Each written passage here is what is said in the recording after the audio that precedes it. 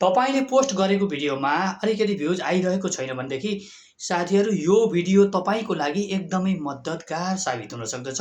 त्यसकारण तपाईले यो भिडियोलाई अन्तिमसम्म हेर्नुहोला है त।